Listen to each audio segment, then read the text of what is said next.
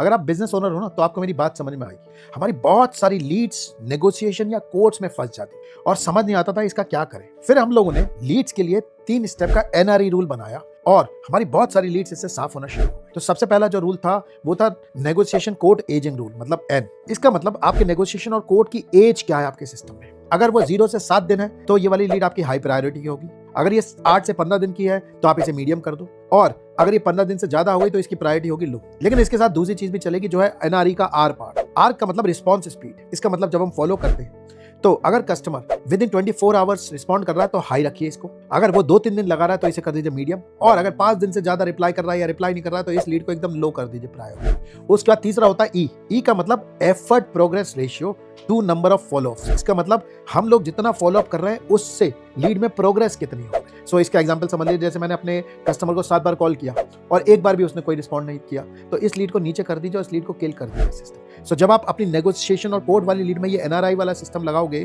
तो आपकी लीडों की सफाई होना शुरू हो जाएगी।